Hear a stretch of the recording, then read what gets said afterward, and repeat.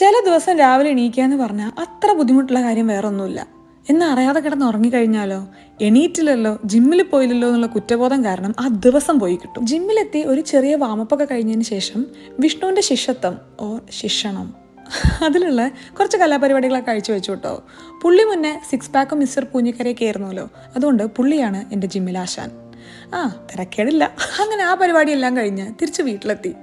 ശനിയാഴ്ച India world കപ്പിൽ champions ആയതിൻ്റെ ആഹ്ലാദ പ്രകടനവും അതിൻ്റെ അടുത്ത ദിവസം ആ പ്രകടനത്തിൻ്റെ ഒക്കെ ക്ഷീണമായത് കാരണം വീക്കെൻഡ് ഗ്രോസറി ഷോപ്പിംഗ് ഒന്നും കാര്യമായിട്ട് നടന്നിട്ടില്ല. അതുകൊണ്ട് എന്താ ബ്രേക്ക്ഫാസ്റ്റ് ഉണ്ടാക്കുക എന്നുള്ളതൊരു ചോദ്യമാണ്. ഫ്രിഡ്ജ് തുറന്ന ഉടനെ കണ്ടത് മുട്ട. രൂപം മാറുന്നതിനനുസരിച്ച് ഇത്രയും ടേസ്റ്റ് മാറാൻ കഴിവുള്ള വേറെ ഐറ്റം ഇല്ല അല്ലേ?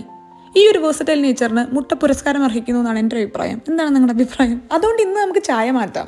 നല്ലോണം ബീറ്റ് ചെയ്ത എഗ് വൈറ്റ് ബട്ടർ സ്പ്രെഡ് ചെയ്ത പാനിലോട്ട് വെച്ച് കുക്ക് ചെയ്തെടുത്തതിന് ശേഷം നടുവിലോട്ട് ആ എഗ് യോക്കും കൂടെ വെച്ച് കൊടുത്തു കഴിഞ്ഞാൽ പഞ്ഞി പോലത്തെ ക്ലൗഡ് ഇവിടെ റെഡി.